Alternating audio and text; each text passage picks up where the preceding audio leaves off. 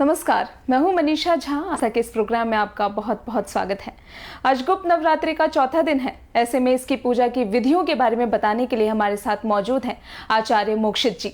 आइए उनसे बात करते हैं। आज की जो पूजा की विधियां हैं उसके बारे में हमें बताइए जरा।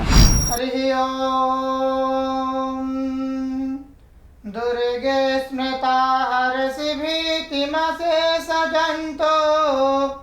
स्वस्थै स्मृता मतिमतीव शुभां ददासि दारिद्र्यदुःखभयहारिणिका त्वदन्या सर्वोपकारकरणाय सदाद्रचित्ता सर्वमङ्गल्यमाङ्गल्ये शिवे सर्वार्थसाधिके शरण्ये त्र्यम्बके गौरी नारायणी नमोस्तुते। ओम भगवती ऐं महाकाल्यै नमः। ओम ह्रीं महालक्ष्म्यै नमः। ओम क्लीं महासरस्वत्यै नमः। ओम भगवती कूष्माण्डादिव्यै नमः। नवरात्र के चौथे दिन यानी कि चतुर्थ दिन भगवती माँ कूष्मांडा का पूजन किया जाता है। जो सामान्य साधक हैं, जो कि हर बार माँ भगवती का कलश स्थापन विराजित करते हैं, वो आज के दिन माँ कूष्मांडा का पूजन करें। और जो तांत्रिक साधक हैं, जो तांत्रिक क्रियाएं करते हैं या तांत्रिक साधनाएं करते हैं, वो आज के दिन असितांग भैरव का साधना करें। जैसे कि मैंने इससे पूर्व के वीडियो में बताया कि हमारे यहाँ पे 8 प्रकार के भैरव होते हैं।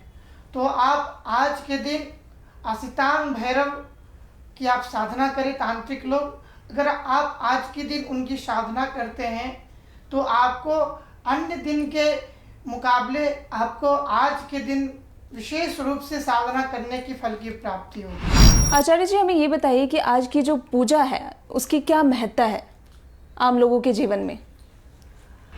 देखिए, जिस प्रकार से आप माँ भगवती के स्वरूप की बात करें तो माँ भगवती कूष्मांडा का जो स्वरूप है वो बहुत ही निर्मल है। माँ कूष्मांडा अपने भक्तों की इच्छा शीघ्र परिपूर्ण करती है। माँ कूष्मांडा का जो स्वरूप है वह सिंह पे विराजती हैं और उनके 8 भुजाएं हैं, इसलिए उनको अष्ट देवी भी कहा जाता है। माँ के हाथों में शंख, चक्र, गदा, पद्म, त्रिशूल इत्यादि कमल के पुष्प, ये सारी चीज़ें माँ ने अपने हाथों में ले रखा है। और उसके साथ में अपने एक हाथ में माँ भगवती ने एक कलश का अमृत ले रखा है। अमृत कलश भरा हुआ कलश अपने हाथों में रख रखा है। यानी कि हमें यह शुभ संदेश प्राप्त होता है इससे कि माँ भगवती अपने कष्टों, अपने भक्तों का निवारण करती हैं और उनके जीवन में अगर किसी भी प्रकार की विघ्न व्याधि होती है तो माँ भगवती उसे शीघ्र समाप्त कर देती है। जो माता की पूजा है वो किस दिशा में करनी चाहिए? लोग बहुत अचंभव में रहते हैं, संशय में रहते हैं कि किस दिशा में भगवान की पूजा करें तो हमारे साथ अच्छा होगा। इस बारे में कुछ बताएं। बिल्कुल। विशेष रूप से हम लोग जो घर में प्रत्येक दिन की दिनचर्या में जो हम लोग पूजन करते हैं वह पूरब दिशा की ओर आपका मुख होना चाहिए। हम विशेष रूप से उस दिन दिनचर्या में जो सामान्यतः हम पूजा करते हैं वो पूरब दिशा की ओर होना चाहिए। और आज के दिन अगर आप माँ भगवती का पूजन कर रहे हैं तो आपका आज के दिन ईशान्य कोण में अगर आप बैठ करके पूजन करते हैं, माँ भगवती की आराधना करते हैं, तो उससे आपको अनंत कृपा की और ज़्यादा फल की प्राप्ति होगी। माँ भगवती की पूजा में आप जितना अधिक से अधिक हो सके स्वच्छ होकर के आप शुद्ध रूप से, शुद्ध मन से आप माँ भगवती की आराधना करें। क्या कपड़े आज के दिन धारण करने चाहिए? झूठे जो पहले के पहने हुए कपड़े हैं वो पहन सकते हैं पूजा में, या फिर हमें नए वस्त्रों का धारण करना चाहिए आज के दिन? देखिए, आप आज के दिन अगर आपके सामर्थ्य है, क्योंकि माँ भगवती की आराधना सिर्फ पैसे वाले लोग ही नहीं करते हैं, बहुत सारे निर्धन लोग भी करते हैं, क्योंकि माँ भगवती की आराधना सबके लिए है। तो हम और आप ऐसा नहीं कि अगर मैं नए वस्त्र के लिए बोल दूं तो आप जो धनवान लोग हैं वो तो ला करके पहन सकते हैं, लेकिन निर्धन लोग कैसे पहनेंगे। तो अगर आपके पास में अगर कोई पहना हुआ ही वस्त्र क्यों ना हो, पुराना वस्त्र ही क्यों ना हो, आप आज के दिन उसे धुल करके स्वच्छ वस्त्र पहने और हो सके तो उस पर थोड़ा सा गंगा जल डाल करके उसको पवित्र कर लें। उसके बाद में आप अगर उस वस्त्र को धारण करते हैं तो आपके ऊपर कोई भी किसी भी प्रकार का कोई दोष नहीं लगेगा। अच्छा, किस कामना के लिए आज की पूजा करनी चाहिए हमें? विशेष रूप से जो इसमें जो मैंने बताया कि असितांग भैरव की जो साधना होती है, जो तांत्रिक लोग साधनाएं करते हैं, वो आज के दिन शत्रुओं पे विजय प्राप्ति करने के लिए करते हैं। और जो सामान्यतः लोग इनकी पूजा करते हैं माँ कुष्मांडा देवी की, वह अपने जीवन में अगर किसी भी प्रकार का रोग है या दोष है या किसी भी प्रकार का भय रहता हो, तो आज के दिन आपको माँ कुष्मांडा की पूजा अवश्य में करना चाहिए। और अगर आप शत्रुओं से परेशान हैं तो आप आज के दिन अर्धरात्रि में तांत्रिक साधनाएं कर सकते हैं, आप माँ की पूजा कर सकते हैं। और जैसा मैंने बताया असितांग भैरव की आप आराधना करें उनके मंत्रों के द्वारा, बटुक भैरव मंत्रों के द्वारा। ओम ह्रीं बटुकाया आपदुद्धारणाया कुरु कुरु बटुकाया ह्रीं ओम नमः। इस मंत्र से आप भैरव देवता का आप उनका तप कर सकते हैं, उनकी साधना कर सकते हैं। आचार्य जी, माता को आज किस प्रकार का भोग लगाना चाहिए?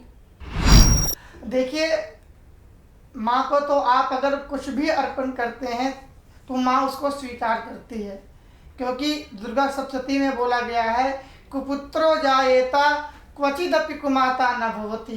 पुत्र कपुत हो सकता है परंतु माता कभी भी कुमाता नहीं होती है। तो आप अपने मन से या श्रद्धा से कुछ भी आप माँ को अर्पण करते हैं तो माँ उसे स्वीकार करती है। लेकिन माँ की एक बहुत ही प्रिय नैवेद्य है, अगर आप आज के दिन वो अपने हाथों से बना करके आप माँ को अर्पण करते हैं तो माँ उससे बहुत ही जल्दी अपने भक्त के ऊपर प्रसन्न होती हैं और मनवांछित फल की प्राप्ति देती हैं। आप आज के दिन अपने हाथों से नारियल के लड्डू बनाएं। यहाँ पे आप ध्यान रखें कि आप जहाँ पे माँ के लिए नैवेद्य भोग बना रहे हो वह स्थान बिल्कुल पवित्र होना चाहिए, क्योंकि हमारे यहाँ पे नवरात्रि से पहले बहुत चीज़ों का त्याग हो जाता है, प्याज लहसुन इत्यादि सभी चीज़ों का हम और आप त्याग कर देते हैं। इसीलिए आप माँ भगवती का जहाँ पे भोग बनाए वह स्थान पूर्ण रूपेण से पवित्र होना चाहिए। और जो आप जिस बर्तन में उनका भोग बनाए उस बर्तन के अंदर कभी भी मांस या इत्यादि का कभी भी सेवन ना किया गया हो। अगर ऐसे बर्तन है तो उसको वहाँ से हटा दें और आप भोग बनाने के लिए माँ के लिए नए बर्तन लेकर के आएँ और आप उसमें भोग बनाएं और अपनी श्रद्धा से माँ भगवती को अगर आप अर्पण करते हैं तो आपके जीवन में माँ भगवती की अनंत कृपा की प्राप्ति होगी।